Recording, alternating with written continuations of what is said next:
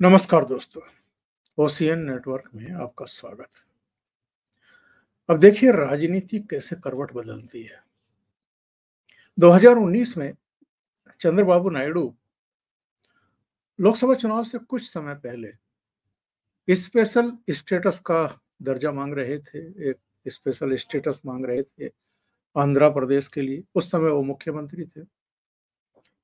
नरेंद्र मोदी इसके लिए तैयार नहीं थे। कुछ और भी मुद्दे रहे होंगे और उन्होंने मोदी का हाथ झटक दिया और वो चले गए। उसके बाद देखने को मिला कि हर 10वें दिन, हर 12वें दिन दिल्ली आते थे। अलग-अलग कलर की शॉल वगैरह जो है, कभी राहुल गांधी को और कभी सोनिया गांधी को पहनाते हुए फोटो और वीडियो बनवाते थे। लेकिन 2019 में क्या हुआ? लोकसभा में भी साफ हो गए और मुख्यमंत्री पद भी नहीं रहा। नेपथ्य में चले गए, यहाँ तक हालत हो गई कि मीडिया ने उनको पूछना बंद कर दिया। स्क्रीन से गायब हो गए थे टेलीविजन चैनलों की, क्योंकि जगन मोहन रेड्डी जो है ह्यूज मेजोरिटी लेकर के सत्ता में आए। 2/3 बहुमत से भी अधिक उनका आया था और इसी तरीके से लोकसभा में भी उन्हीं की पार्टी ने झंडे गाड़े और चंद्रबाबू नायडू नेपथ्य में चले गए। बिहार की बात करें तो नीतीश बाबू भारतीय जनता पार्टी के साथ ही थे पिछली बार जब लोकसभा चुनाव हुए, और विधानसभा चुनाव तक भी साथ ही थे। उनको मुख्यमंत्री भी बनाया, इसके बावजूद कि उनकी 40 और 50 के बीच में सीटें रह गई थी, घट करके 71 से सीधा नीचे आ गए थे। लेकिन बीच में कुछ हुआ और लालू और कांग्रेस के साथ चले गए।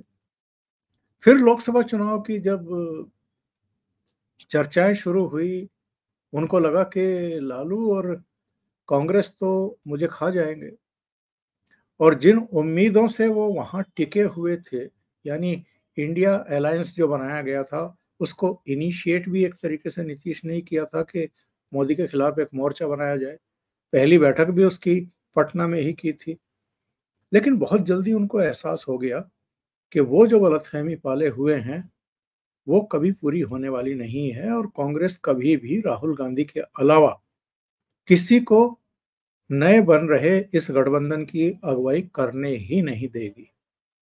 इस बात को नीतीश थोड़ा देर से समझे, ममता बनर्जी पहले ही समझ गई थी। तो ममता बनर्जी कभी हाँ कभी ना, और कभी आती थी और कभी नहीं आती थी। तो वो तो संभल गई थी। नीतीश की समझ में बाद में आया, और जब आया तो उन्होंने रातों रात फिर पाला बदला और भारतीय जनता पार्टी के साथ आ गए। अब आप देखिए सीन क्या बनता है। भारतीय जनता पार्टी 241 सीटों पर अटक गई, जो एक मैजिक नंबर होता है 272 का, 543 के सदन में, वो वहां तक नहीं पहुंची। और भारतीय जनता पार्टी नेतृत्व ने टारगेट ऐसा बना रख दिया था देश के सामने कि वो टारगेट तो खैर अचीव होता हुआ इसमें दिखाई ही नहीं दिया। जब मतों की गिनती शुरू हुई, ये बहुमत तक भी पहुंचने के लाले पड़ गए। तो जाहिर है क्रिटिसिज्म दोगुनी गति से इनका हुआ। बहुत सारे लोगों ने मखौल उड़ाया, बहुत सारे लोगों ने क्रिटिसाइज करना शुरू कर दिया। कुछ ने कह दिया कि इनको तो बहुमत ही नहीं है, इनका तो नैतिक बल ही नहीं है कि ये तीसरी बार प्रधानमंत्री बने। लेकिन एनडीए को तो बहुमत था, और चंद्रबाबू नायडू की पार्टी को भी 16 सीटें आ गई और नीतीश बाबू की पार्टी को भी 12 सीटें आ गई। तो ये तो 290 से ऊपर का स्कोर हो गया, और अब तो और 10 जो निर्दलीय आए थे वो भी आ गए हैं। तो 303 इनकी संख्या एनडीए की आज पहुंच गई है, ये खुद जेपी नड्डा ने बताया। बहरहाल अब तमाम तरह की चर्चाएं हैं। कांग्रेस वाले पुराने वीडियो निकाल करके सोशल मीडिया पर जारी कर रहे हैं चंद्रबाबू नायडू के। कभी मोदी सरकार के बारे में, मोदी जी के बारे में उन्होंने जो जो टिप्पणियां की थी, इसी तरीके से कुछ नीतीश बाबू के बारे में अफवाहें उड़ा रहे हैं। ये भी कि साहब इन्होंने बार्गेनिंग शुरू कर दी है। तो होगा क्या? मोदी जी ने कभी गठबंधन सरकार भी नहीं चलाई है। तो ऐसे में उनके लिए कितना मुश्किल होने वाला है, कितना चुनौतीपूर्ण होने वाला है, या कोई चुनौती नहीं होगी उनके सामने, जैसे वो चलाते आए हैं वैसे ही चलाएँगे। मेरे साथ पटना से अभिषेक तिवारी जी जुड़ रहे हैं, जोड़ कर के इस चर्चा को आगे बढ़ाते हैं। अभिषेक जी, बहुत स्वागत है आपका। नमस्कार। नमस्कार, ओशियन नेटवर्क के सभी दर्शकों को प्रणाम। नमस्कार, जय श्री राम। अभिषेक जी, तमाम तरह की बातें की जा रही हैं। इधर ये भी बात शुरू हो गई है कि साहब अग्निवीर पर जदयू का अलग स्टैंड है, एनआरसी पर भी अलग स्टैंड है, सीएए पर भी अलग है, यूसीसी पर भी अलग स्टैंड है। अब ये सारी बातें क्यों की जा रही हैं? क्योंकि जदयू का शुरू से ही यही स्टैंड रहा है इस चीज को लेकर के। देखिए, रिजल्ट जो भी आया है अब उसको हमको एक्सेप्ट करना होगा। बीजेपी ने जो भी ओवर कॉन्फिडेंस में 50 के आसपास सीटें गवा दी। अब तो बंगाल का खुल करके सामने आ गया कि बंगाल में सारे असेसमेंट सबके क्यों फेल हो गए। आपस में सैबोटाज है। जिस प्रकार से दिलीप घोष के ट्वीट आ रहे हैं, समझ में आ गया कि सर्वे गलत नहीं थे। बीजेपी के अंदर अपनी पार्टी के लोगों की महत्वाकांक्षाएं जिस प्रकार से टकराई, वो 50-60 सीटें ले भी थी। खैर, अब उस पर डिस्कशन का समय जा चुका है। अब यह है कि नरेंद्र मोदी सबसे पहले सरकार बनाए, फिर बीजेपी का नंबर कम से कम 260-62 तक किसी तरह पहुंचाए। इनके पास दो ट्रस्टेड अलाय माने जा सकते हैं। एक चिराग पासवान पे आप बहुत ट्रस्ट कर सकते हैं। दूसरा जो है, मुझे लगता है जयंत भी माने रहेंगे। जयंत नहीं अभी बदलेंगे। वो कहीं नहीं और जाएंगे। हाँ, और एक जो है, क्योंकि जयंत अभी अब जाकर के विन विन सिचुएशन में आया और वो कहीं नहीं जा रहे हैं।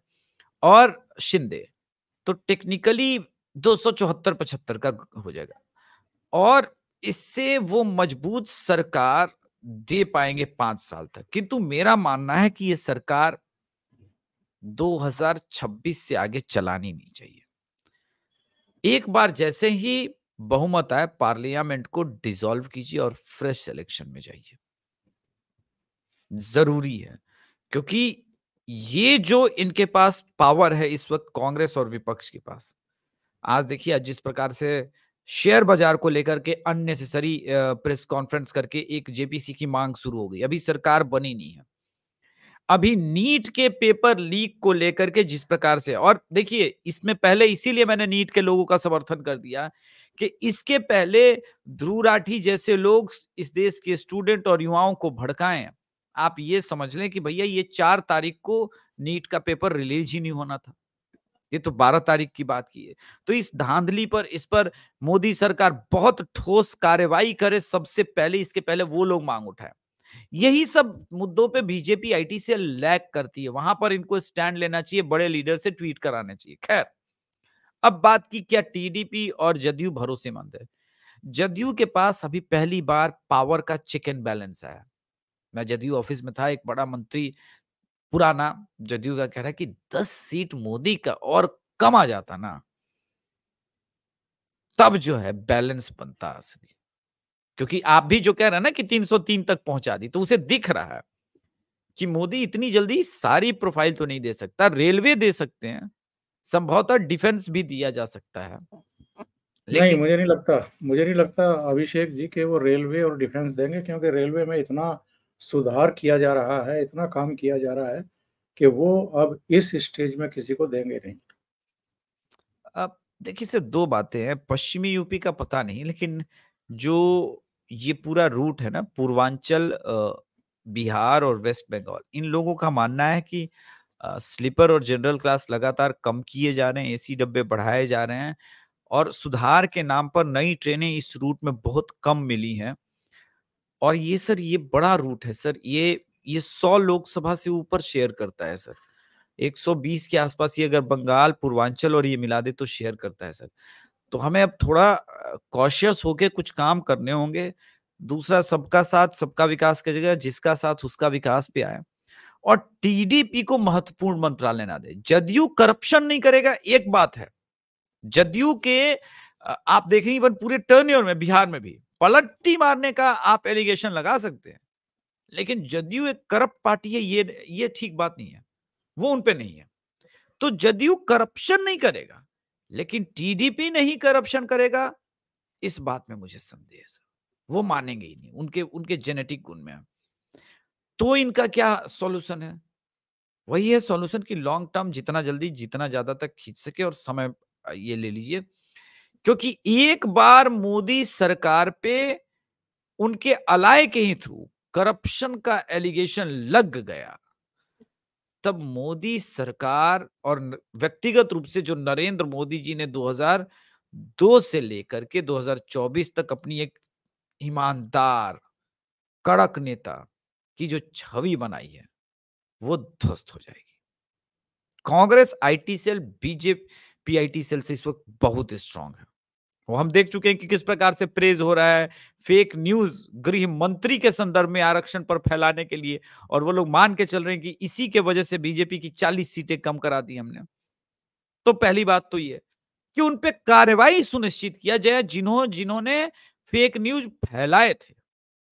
आज सेलिब्रेट कर लेने दीजिए, लेकिन अब तक तो डिक्टेटर की जो ऊपर मृत्यु लोक पे बैठी हुई जमात है वो हंस रही है नरेंद्र मोदी पे कि कैसा डिक्टेटर है, इसके कार्यकर्ता मारे जाते हैं, इसकी सांसद को थप्पड़ मार दिया जाता है, इसके गृह मंत्री के विरुद्ध खुल करके फेक न्यूज फैलाया जाता है, प्रधानमंत्री को गालियां दी जाती है, तो डिक्टेटर समाज में हंसी उड़ा रहा है।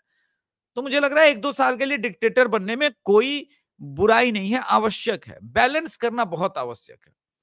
नरेंद्र मोदी जी को पुराने रूप में अवतरित होना होगा, बहुत लिबर्टी ले ली लोगों ने, इन सब चीजों को करना होगा। अब रही बात जो आपने एक पूछा कि कॉमन सिविल कोड या uniform civil code, NRC, CA, Agniveer. अब देखिए अग्निवीर का मुद्दा बहुत आगे जा चुका है। कई लोग इससे एग्री करते हैं, कई लोग डिसएग्री करते हैं। मुझे लगता है कि अग्निवीर को रहने दीजिए और पैरेलल जो मिलिट्री की बहाली थी, उसको शुरू कर दीजिए। इससे होगा ये कि अग्निवीर आप वापस भी नहीं लेंगे और यूथ में एक मैसेज चला जाएगा। अग्निवीर की वैकेंसीज कम कर दीजिएगा, धीरे-धीरे सॉर्ट आउट हो जाएगा सारी चीजें। इनफैक्ट उनको डबल बहाली दिखेगी। तो वो चीजें और अगले 2-3 साल जम करके सरकारी नौकरी देखिए 5 ट्रिलियन इकोनॉमी का करेंगे क्या जब आप सरकार में नहीं रहेंगे? और वो कांग्रेस के हाथ में आएगी। अटल बिहारी वाजपेयी ने भर के रखा था, कांग्रेस आई लूट के ले गई। जम के सरकारी बहाली निकालिए अगले 2-3 साल में। भर दीजिए, कोई फर्क नहीं पड़ता है इस देश के लोगों को। इस देश के लोग यही डिजर्व करते हैं, क्योंकि लॉन्ग टर्म इनका विजन कभी न था, कभी न है। आरके सिंह जैसे लोग हार गए, जिसने घर ले लिया अमेठी में वो हार गई, जहां अमेठी के लोगों के लिए सब कुछ कर दिया। तो ये सारी चीजें हैं, बस ये है कि थोड़ा आपको संयमित रहना होगा। और मेरा एक निवेदन है आपके चैनल के थ्रू, उत्तर प्रदेश के लोगों को कोसना बंद कीजिए। उत्तर प्रदेश के लगभग 42% हिंदुओं ने सिर्फ बीजेपी को वोट किया। बहुत कुछ नहीं बिगड़ा है, सिर्फ 8% इधर उधर हुआ है, वो वापस आप पा जाएंगे। इंटरनल सबोटाइज था, सब कुछ था। थोड़ा राजपूत संभालिए, त्यागी संभालिए, पंडित संभालिए, भूमिहार संभालिए। और अनुप्रिया पटेल के बहाने जो आपने सोचा था कि पूरा कुर्मी वोट जो है वो आपके साथ रहेगा, वो नहीं रहा। सबसे अधिक कुर्मी सांसद जो है वो निकले समाजवादी पार्टी से। अलायंस भी तोड़ के कृष्णा पटेल से वो चैंपियन रहा इस मामले में। तो इन सब चीजों को असेस कीजिए और फिर चुनावी रणनीति बनाइए। जी। ये जो मंत्री पद को लेकर के चर्चाएं चल रही हैं, एक पहले तो जब रिजल्ट आने से एक दिन पहले नीतीश बाबू मिले थे प्रधानमंत्री नरेंद्र मोदी से, तो मीडिया में बड़ी चर्चा चल रही थी कि इस बार वो कम से कम 2 कैबिनेट स्तर के मंत्री और 1 राज्य मंत्री से कम पर नहीं मानेंगे। लेकिन जैसे ही पता लगा कि भारतीय जनता पार्टी 272 तक भी नहीं पहुंच रही है, तब चर्चाएं शुरू हो गई कि अब तो हर 4 सांसद पर 1 मंत्री की डिमांड शुरू हो गई है। अब ये खाली चर्चाएं हैं या वाकई इनमें कुछ सीरियसनेस है? मुझे इसे लेकर के भी डाउट है, क्योंकि आखिरी टाइम तक भी इस मीडिया को, अफवाहबाज मीडिया को ये भी पता नहीं चलता है कि कितने मंत्री शपथ लेने वाले हैं। जब राष्ट्रपति भवन में शपथ ग्रहण समारोह के हॉल में कुर्सियां लग जाती हैं, तब इनको पता लगता है कि कुल मिलाकर के कितने लोग शपथ लेंगे। तब तक इनको ये भी पता नहीं होता है कि कौन-कौन शपथ लेने वाला है। ऐसे में ये जो अटकलबाजी शुरू होती है कि मंत्री पदों को लेकर के बार्गेनिंग शुरू हो गई है, स्पीकर की मांग कर रहे हैं और स्पीकर की मांग जो है वो टीडीपी की तरफ से शुरू हो गई है। ये खाली हवाबाजी है, कयासबाजी है या केवल अफवाहबाजी है, और ये भी कहीं न कहीं किसी टूल किट का हिस्सा है? ये तो टूल किट का हिस्सा होगा। देखिए 2 चीज़ें हैं, जब जनादेश ऐसा आएगा, तो मुझे नहीं लगता कि स्पीकर पद बीजेपी छोड़ेगी। स्पीकर बहुत महत्वपूर्ण पद हो जाता है लोकसभा में अभी जो सिचुएशन है, इस सिचुएशन में स्पीकर का बड़ा रोल है, इसलिए मैं नहीं मानता। हाँ, अब क्या-क्या हो सकता है? मैं आपसे एग्री वो वाला रेलवे पे नहीं करता, मुझे लगता है कि रेलवे ज़रूर बिहार की तरफ मुझे आता हुआ दिख रहा है। अ, बिहार को शायद ग्रामीण विकास वाला जो पोर्टफोलियो है वो ज़रूर मिलेगा। बिहार को विकास की आवश्यकता है, तो उसपे थोड़ा जदयू के मंत्री लोग चाहते भी हैं कि वो वाला मिले, रूरल डेवलपमेंट वाला ये सब जो मामला है। और मेन टीडीपी और जेडीयू को आवश्यकता है स्पेशल पैकेज की, तो बीजेपी उन्हें वो ग्रांट करेगी कि देखिए आपके दोनों स्टेट में अगले 1 डेढ़ 2 साल में भरपूर इन्वेस्टमेंट के लिए और भरपूर काम के लिए ये रहा पैसा, आप पैसे का प्रयोग करो, मंत्रालय की तरफ कम ही देखो। और रही बात मीडिया की, तो मीडिया को तो अंतिम दिन तक ये पता नहीं होता कि राष्ट्रपति कौन बन रहा है, फिर ये मंत्रालय कहाँ से पता लगा लेंगे। इस पर कोई चर्चा करना बेकार है, क्योंकि न तो कि आपके सूत्र, ना मेरे सूत्र, ना दुनिया में किसी के सूत्र काम करेंगे। वो मोदी जी ही जानते हैं। अब भरोसा ये है कि अ, आगे की कहानी ये लोग आपस में मिलके ठीक करें। 5 साल तो मैं इस सरकार को मैं नहीं मानता कि स्वयं शायद जिस तरह के मोदी जी का एटीट्यूड है, वो चलाएँगे। 26 में ही परिसीमन है, उससे पहले कुछ बड़ा बदलाव देखने को मिल सकता है। जी। और ये जो सम्राट चौधरी और विजय सिन्हा के बयान आने शुरू हो गए कि 2025 का विधानसभा चुनाव नीतीश जी के नेतृत्व में ही लड़ा जाएगा, क्यों इस अब तरह आप के बयान दिए जा रहे हैं? अब आपके पास ऑप्शन भी क्या है? नीतीश जी के नेतृत्व को स्वीकारने के अलावे अब आपके पास ऑप्शन है क्या? तो स्वीकारना ही पड़ेगा। ये तो सबके लिए व्यवस्था है इस वक़्त। तो मुझे लगता है कि फिलहाल जितना लंबा देखिए इस वक़्त बीजेपी भी टाइम बाय कर रही है। जितना अधिक वो टाइम बाय कर सके, कि अंतिम समय तक अगर ये पलटने का जब लास्ट मोमेंट में सोचे बिहार असेंबली इलेक्शन के टाइम भी, तो राजद भी इनको सब्सक्राइब ना करे। क्यों?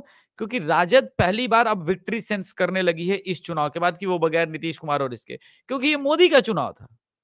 मोदी लहर था बिहार में। उसके बाद भी हर जगह वोट कम हुए हैं, ये कम हुआ है। वो भी असेस कर रही है, उनकी आईटी सेल भी असेस कर रही है कि अब हमें आवश्यकता नहीं है नीतीश को सीएम बनाने की।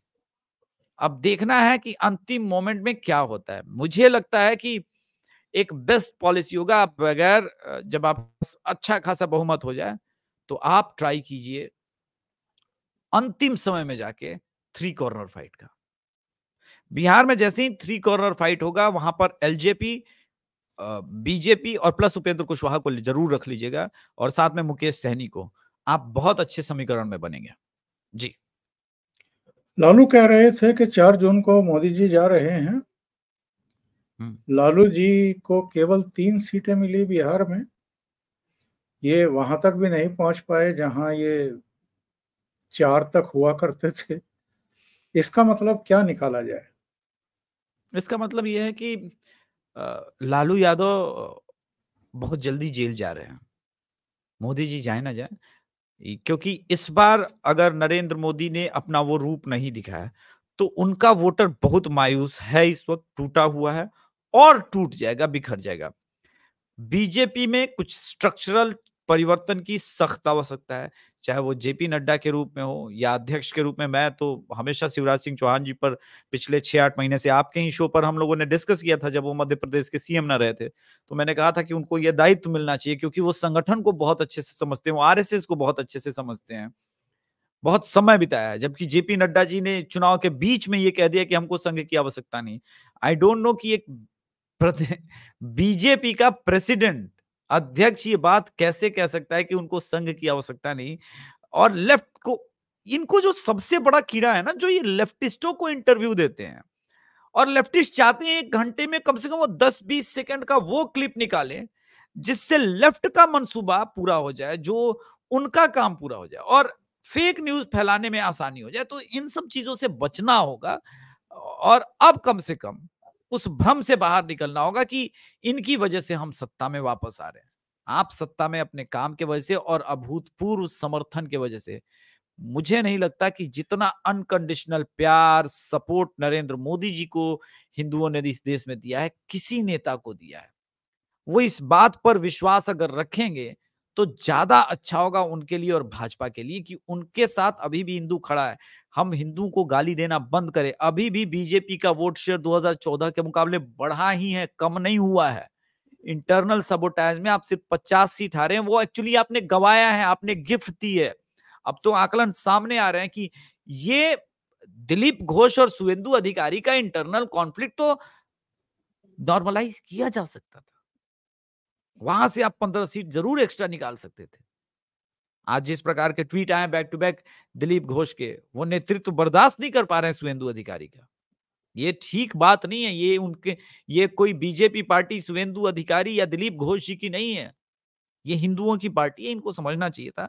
अब ये है कि अब देखते हैं कि क्या होता है। लेकिन सबसे पहले सरकार बनाइए। सरकार बनाने के 2, 4, 5 महीने के अंदर टीएमसी और जदयू के बार्गेन पावर को समाप्त कीजिए, ज्यादा नंबर बढ़ाइए, तोड़ दीजिए। आम आदमी पार्टी के ही 3 सांसद है, 3 ही तो है पंजाब में, टूट सकते हैं।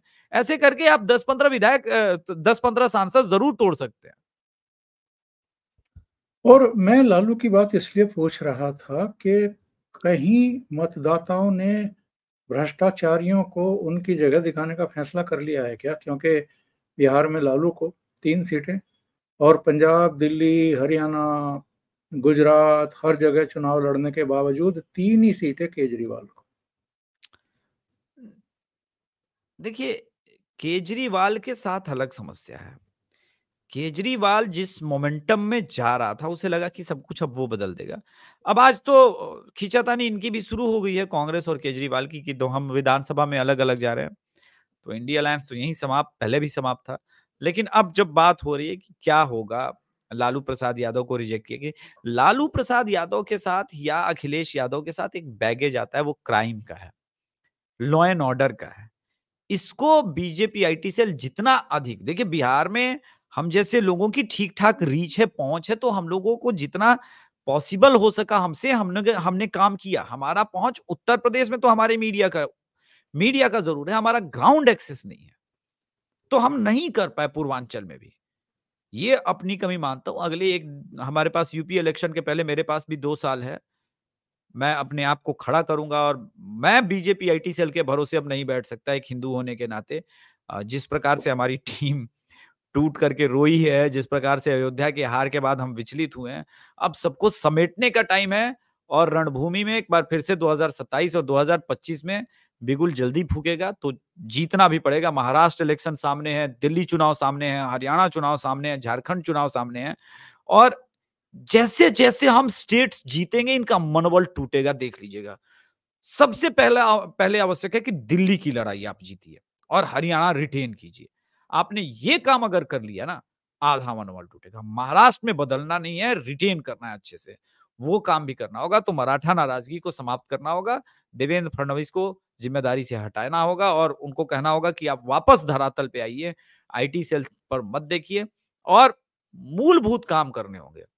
आखिर सचिन वाजे के पीछे कौन-कौन लोग इन्वॉल्व थे, ऐसे लोगों को अरेस्ट कीजिए, ताबड़तोड़ गिरफ्तारियां करवाइए। अगर टॉप मोस्ट लीडर इन्वॉल्व था तो उनको भी जेल भेजिए। रूथलेस काम करने होंगे। जी। और राहुल गांधी कुछ ज़्यादा ही उत्साहित और दुस्साहसिक दिखाई दे रहे हैं। प्रेस कॉन्फ्रेंस कर डाली कि साहब एग्जिट पोल बनाने वालों की, बीजेपी वालों की और शेयर मार्केट वालों की भी सबकी मिलीभगत है। जेपीसी की मांग शुरू कर दी। अभी सरकार भी नहीं बनी है और सरकार बनने से पहले, शपथ ग्रहण से पहले, लोकसभा के गठन से पहले, सांसदों के शपथ ग्रहण से पहले ये फिर से जो है उसी लाइन पर शुरू हो गए। ये राहुल गांधी ने बहुत अच्छा किया कि उसने न्यूज़ चैनल्स के अगेंस्ट में बिगुल फूँक दिया। ये बहुत ज़रूरी था।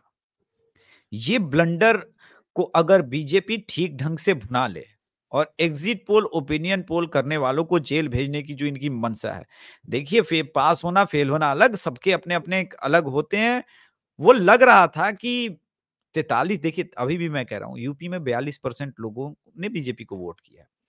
तो जब आप पूछने जाएंगे 100 लोग में और 42 लोग बीजेपी की बात करेंगे तो आपके आंकड़े क्या रिफ्लेक्ट होंगे? 32 सीट कभी नहीं होंगे सर। ये इंटरनल सैबोटाज ने और कम कर दिया, वरना ग्राउंड पर ये 45-46% नजर आ रहा था और ये 3% का गैप होता तो संभवतः बीजेपी 50 जरूर होती। प्रॉब्लम यहां है, सर्वे करने वाले गलत नहीं है ना। तो मैं, प्रदीप गुप्ता जी उस दिन रो रहे थे, वो आदमी टूट गया।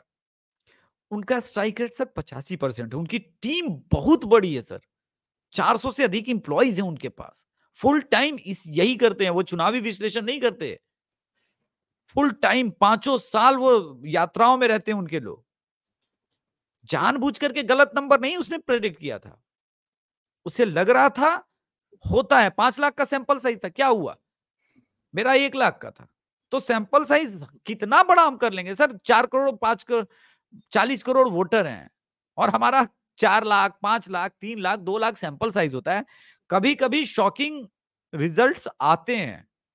महत्वपूर्ण ये है कि आप ये नहीं कह सकते कि हम पूर्वाग्रह से ग्रसित थे। महत्वपूर्ण ये है कि एक प्रयास होता है अपने व्यूअरशिप के लिए, अपने लोगों के लिए। और मैं तो थोड़ा-सा राष्ट्रवादी हूँ और मेरा तो इन्फ्लुएंस आपका, जयपुर डायलॉग्स और ऑफ कोर्स आदरणीय भाऊ तोरसेकर सर का है। गलत हो गए, 5 दशक से पत्रकारिता जो आदमी कर रहे हैं, वो कभी-कभी गलत हो सकते हैं। तो मैं तो 40 साल का हूँ, प्रदीप गुप्ता 50 साल के होंगे, क्यों नहीं हो सकता सर? इसको लेकर के जो राहुल गांधी ने बिगुल फूँका है, इससे न्यूज़ चैनल्स को दुश्मन बनाना बहुत अच्छा काम है। एक बार उनका रुझान जब बदलेगा, तो इनका प्रोपेगेंडा भी वो ध्वस्त करेंगे और खुद ही तोड़ेंगे। तो वेट एंड वॉच की स्थिति करनी चाहिए। न्यूज़ चैनल संपादकों को तो आप गाली दे लो, हुँ, लेकिन जो बीट रिपोर्टर होता है, हुँ। उसके बारे में अगर आप इस तरह की टिप्पणी करें, जैसी आज राहुल गांधी ने जी। मौसमी सिंह के बारे में की है, ये तो आश्चर्यचकित करने वाली घटना है। सुनवा देते श हैं दर्शकों को। जी, शर्मनाक है वो बयान तो।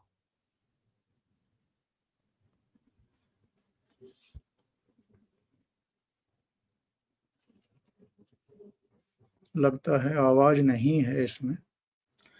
मैं बता देता हूँ अपने दर्शकों को ऐसे ही। मौसमी सिंह ने इनसे पूछा था कि आप जेपी सिंह की मांग कर रहे हैं, इसका मतलब ये है कि पार्लियामेंट को फिर बाधित किया जाएगा और पार्लियामेंट पर पब्लिक का बहुत पैसा खर्च होता है। क्या और तरीके नहीं हो सकते हैं कि पार्लियामेंट को बाधित ना किया जाए? और राहुल गांधी ने उनसे कहा कि आप मेरी तरह एक टी-शर्ट पहन लीजिए और उस पर कमल का फूल जो है निशान लगवा लीजिए। यानी उन्होंने कांग्रेस बीट कवर करने वाली आज तक की पत्रकार को बीजेपी की एजेंट बता करके भरी प्रेस कॉन्फ्रेंस में और नेशनल टीवी पर लाइव था पूरे देश में, उसमें बेइज्जत करने का काम किया है। ये ये तो अच्छा हुआ सर। बैठे-बिठाए पूरे मीडिया को जो है अपना दुश्मन बना रहे हैं। नहीं, ये देखिए होता है। ये आदमी तो पहले से ही एरोगेंट है। इसका एरोगेंस तो 52 सीट और 44 सीट आने पर भी कम नहीं हुआ। अब तो ये 99 पर खड़ा है और ऐसी चीज़ें आपसे गलतियाँ कराती हैं। हमें बहुत, मैंने तो कह दिया इवन अपने दर्शकों से, अब मुझसे तनिक भी लेश मात्र का उम्मीद न करे। मैं खुद स्वयं प्रो बीजेपी प्रोपेगेंडा करूंगा, रचूंगा और वो सब करूंगा जिससे बीजेपी जीते। सारे काम करूंगा सारा। मुझे कोई कहने में हिचक नहीं है भैया, यहां इस देश में कोई निष्पक्ष नहीं, और मैं अपने प्रधानमंत्री जी को हार के बाद इस तरह से मायूस नहीं देख सकता। मैं निष्पक्ष नहीं हूं और मुझसे उम्मीद ना करे। राहुल गांधी के विरुद्ध भी जल्दी प्लानिंग के साथ ग्राउंड पर हम लोग कैसे तोड़ेंगे 2025 विधानसभा सभा चुनाव में, ये भी हम दिखाएंगे।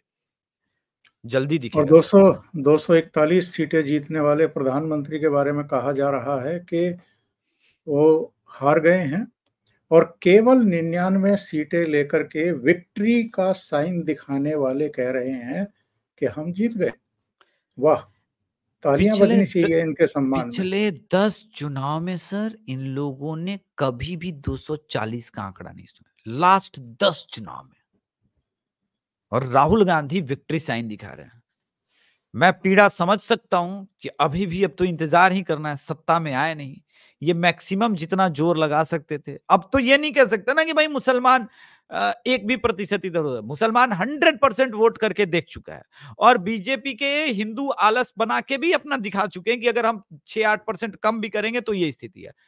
इस हार के बाद मुझे नहीं लगता कि हिंदू भी अब अपने घरों में बैठेगा, क्योंकि सबक उन्हें मिला है। अच्छी बात है, कभी-कभी झटका होना चाहिए, झटका लगना चाहिए। झटका सबको लगना कभी-कभी ज़रूरी है कि कम से कम पता चले कि भाई आपके पाँव के तले ज़मीन नहीं, कमाल है, तुमको यकीन नहीं। तो कम से कम ज़मीन का हम लोग को एहसास समय-समय पे होते रहना चाहिए। ये भगवान का, मैं प्रभु श्री राम जी का शुक्रिया कर अदा करता हूँ कि भगवान श्री राम अपने भक्तों को समय-समय पर ये एहसास दिलाते हैं कि देखो तुम गलत रास्ते पर मत जाओ, तुम मेरे बहुत प्रिय है, तुम वापस लौट आओ। तो वापस लौटना ज़रूरी है। जी, बहुत-बहुत धन्यवाद अभिषेक जी जुड़ने के लिए और महत्वपूर्ण मुद्दों पर चर्चा करने के लिए। धन्यवाद सर। नमस्कार। जय श्री राम। जय श्री